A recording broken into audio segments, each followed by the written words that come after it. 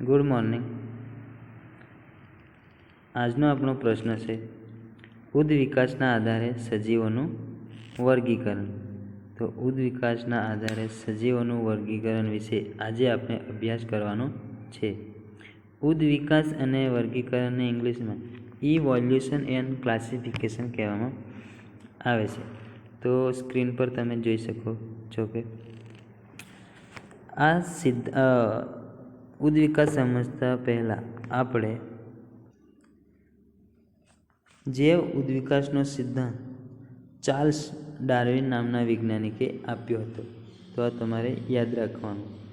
જૈવ ઉદ્વિકાસનો સિદ્ધાંત Charles Darwin નામના વૈજ્ઞાનિકે આપ્યો હતો. 19મી સદીમાં પ્રાકૃતિક પસંદગી દ્વારા જૈવ ઉદ્વિકાસનો સિદ્ધાંત ચાર્લ્સ ડાર્વિન આપ્યો હતો. આ સિદ્ધાંતોને આધારે આપણે આપણી ચારે તરફ મળી આવનારી વિભિન્ન જાતિઓની વચ્ચે વિકાસીય સંબંધ સ્થાપિત કરી શકીએ છીએ. આ એક પ્રકારની સમય ઘડિયાળથી પાછળ જવાનું છે. આપણે એવી વિવિધ જાતિઓના લક્ષણોના ઉદ્વિકાસના ક્રમનું નિર્ધારણ કરી શકીએ. આ ક્રિયાને સમજવા માટે આપણે ધોરણ 9માં અભ્યાસ કરેલા સજીવોના વર્ગીકરણને યાદ કરીએ.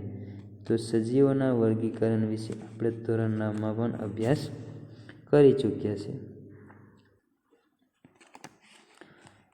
વિવિધ સજીવોની વચ્ચે રહેલી સમાનતાઓ આપણને તે સજીવોને એક સમૂહમાં મૂકવામાં આવે છે અને પછી તેમના અભ્યાસનો અવસર આપે છે.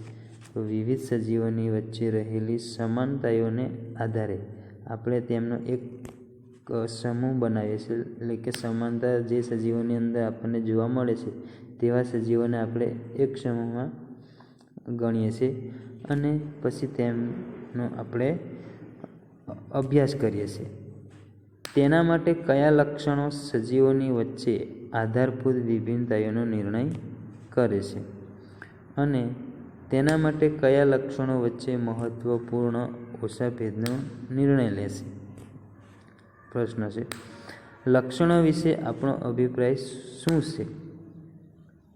તો બાહ્ય કદ અથવા વ્યવહાર વિવરણાત્મક લક્ષણ કહેવાય છે. બાહ્ય કદ અથવા વ્યવહાર એ વિવરણાત્મક લક્ષણ કહેવામાં આવે છે.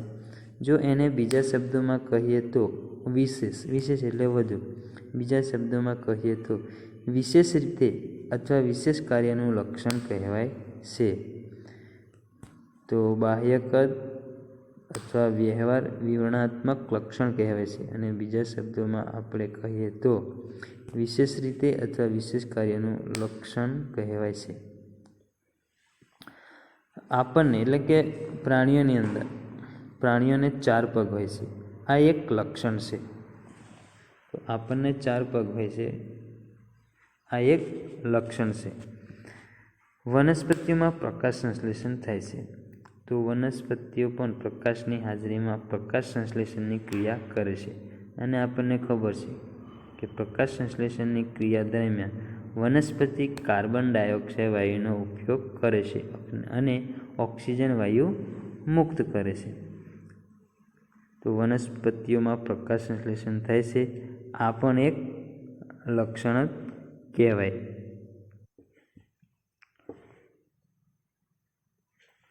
કેટલીક આધારભૂત લાક્ષણિકતા મોટાભાગના સજીવોમાં સમાન હોય છે.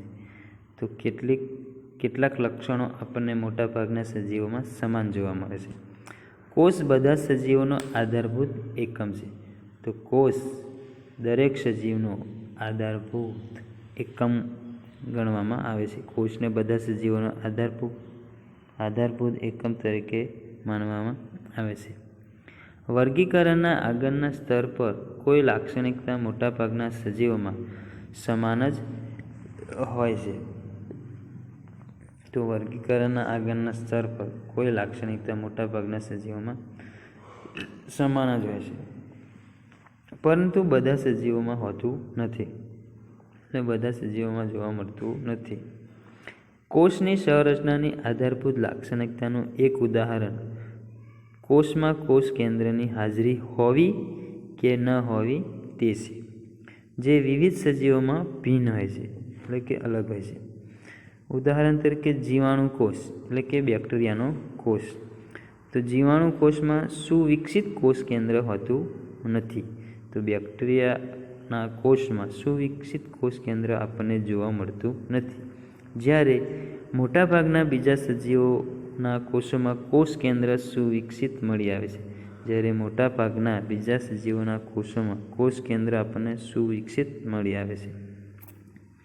કોષ કેન્દ્રયુક્ત એટલે કે કોષ કેન્દ્ર વાળું. તો કોષ કેન્દ્રયુક્ત કોષવાળા સજીવોને એકકોષીય અથવા બહુકોષીય સજીવોના લક્ષણો શારીરિક સંરચનામાં એક આધારભૂત ભિન્નતા દર્શાવે છે.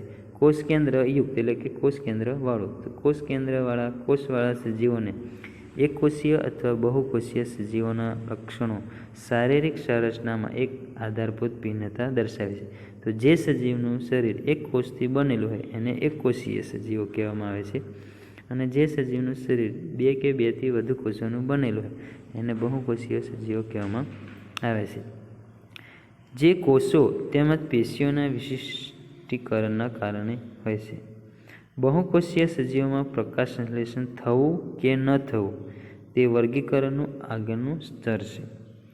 આ બહુકોષીય સજીવો જેમાં પ્રકાશ સંશ્લેષણ થતું નથી. તો બહુકોષીય સજીવો જેમાં પ્રકાશ સંશ્લેષણ થતું નથી તેમાં કેટલાક સજીવ એવા છે કે જેમાં અંતઃકંકાલ હોય છે, અને કેટલાક બાહ્ય કંકાલનું લક્ષણ એક અન્ય પ્રકારની આધારભૂત રચનાનો ભેદ હોય છે. તો આપણને બહુકોષીય સજીવોમાં અંતઃકંકાલવાળા સજીવો પણ જોવા મળે છે, અને બાહ્ય કંકાલનું લક્ષણ ધરાવતા સજીવો પણ જોવા મળે છે. તો એક આધારભૂત રચનાનો ભેદ માનવામાં આવે છે. આ થોડાક જ પ્રશ્નો જે આપણે અહીં પૂછેલા છે, જેના દ્વારા આપણે જોઈ શકીએ છીએ કે ઉદ્વિકાસ ક્રમનો વિકાસ થઈ રહ્યો છે.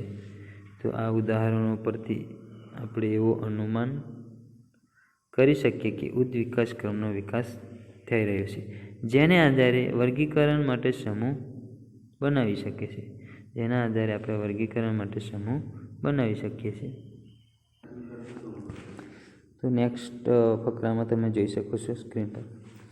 2 જાતિઓ જેટલી વધારે લક્ષણોમાં સમાનતા ધરાવે તેમના સંબંધ પણ એટલા જ નજીકનો હોય છે.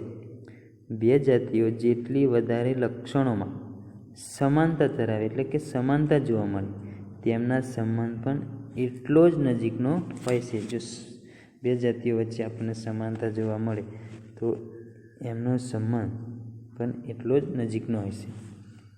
જેટલી વધારે સમાનતાઓ તેઓમાં હશે તેનો ઉદ્ભવ પણ નજીકમાં અને ભૂતકાળમાં સમાન પૂર્વજોમાંથી થયેલો હશે. તો 2 જાતિઓ વચ્ચે જેટલી વધારે સમાનતાઓ આપણને જોવા મળે એના પરથી આપણે અનુમાન કરી શકીએ કે જેટલી વધારે સમાનતાઓ તેઓમાં હશે તેનો ઉદ્ભવ પણ નજીકમાં અને ભૂતકાળમાં સમાન પૂર્વજોમાંથી થયેલો હશે. એવું આપણે સમાનતાના લક્ષણ પરથી અનુમાન કરી શકીએ છીએ. આપણે આને ઉદાહરણની મદદથી સમજી શકીએ છીએ. તો આપણને એક ઉદાહરણ પૂરું પાડવામાં આવ્યું છે. એક ભાઈ તેમજ એક બહેન વધારે નજીકના સંબંધી છે. તો આપણને ખબર છે એક ભાઈ તેમજ એક બહેન વધારે નજીકના સંબંધી છે. તો એક જ માતા પિતાના ભાઈ બહેન હોય તો આપણને એ ભાઈ બહેન વચ્ચે વધારે સમાનતા જોવા મળે છે. તો એક ભાઈ તેમજ એક બહેન વધારે નજીકના સંબંધી છે. તેનાથી પહેલી પેઢીમાં તેમના પૂર્વજ સમાન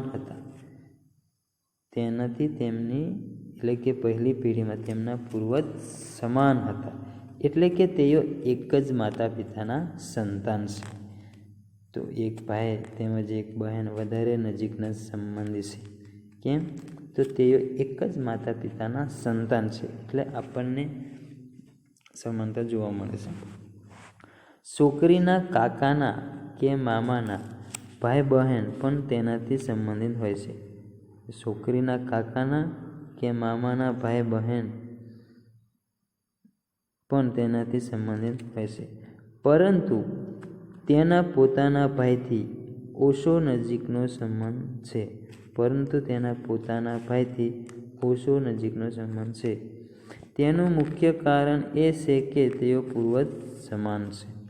એટલે કે દાદા દાદી જે તેમની 2 પેઢી પહેલાંના છે કે નહીં કે 1 પેઢી પહેલાંના. આ વાતને સારી રીતે સમજી શકો છો કે જાતિઓ કે સજીવોનું વર્ગીકરણ તેના વિકાસના સંબંધોનું પ્રતિબિંબ છે. તો આ આપણે ઉદાહરણ જોઈ ગયા, એના પરથી આપણે તારણ કાઢી શકીએ છીએ કે આમના પૂર્વજો નજીકના હશે. તો આ ઉદાહરણ દ્વારા આપણને એ જાણવા મળે કે 2 જાતિઓ જેટલી વધારે લક્ષણોમાં સમાનતા ધરાવે તેનો ઉદ્ભવ પણ નજીકમાં અને ભૂતકાળમાં સમાન પૂર્વજોમાંથી થયેલો હશે એવું આપણે અનુમાન કરી શકીએ. હવે લાસ્ટ ફકરામાં તમે જોઈ શકો છો, આમ આપણે જાતિઓના એવા સમૂહનું નિર્માણ કરી શકીએ છે કે જેના પૂર્વજ નજીકના ભૂતકાળમાં સમાન હતા. તો આપણે જાતિઓના એવા સમૂહનું નિર્માણ કરી શકીએ છીએ કે જેના પૂર્વજ નજીકના ભૂતકાળમાં સમાન હતા. તેના પછી આ સમૂહનો એક મોટો સમૂહ બનાવે છે જેના પૂર્વજ અપેક્ષિત રીતે વધારે દૂરના એટલે કે સમયને અનુસાર હતા. સૈદ્ધાંતિક રીતે આ પ્રકારની ભૂતકાળની કડીઓનું નિર્માણ કરતાં આપણે વિકાસની પ્રારંભિક એટલે કે શરૂઆતની ભૂતકાળની કડીઓનું નિર્માણ કરતાં આપણે વિકાસની પ્રારંભિક સ્થિતિ સુધી પહોંચી શકીએ છીએ જ્યાં એક માત્ર જાતિ હતી. જો આ સત્ય હોય તો જીવની ઉત્પત્તિ ચોક્કસ અજૈવિક પદાર્થોમાંથી જ થઈ હશે. તો એવું કહેવામાં આવે છે કે જીવની ઉત્પત્તિ ચોક્કસ અજૈવિક એટલે કે નિર્જીવ પદાર્થોમાંથી જ થઈ હશે એવું અનુમાન કરવામાં આવે છે. તો તમારે યાદ રાખવાનું કે જૈવ ઉદ્વિકાસનો સિદ્ધાંત ચાર્લ્સ ડાર્વિન નામના વૈજ્ઞાનિકે આપ્યો હતો.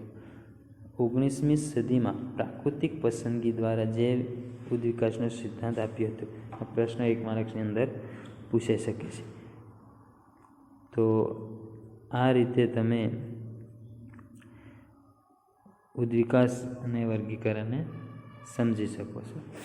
તો આજનો વિડીયો આપણે અહીં પૂર્ણ કરીએ છીએ.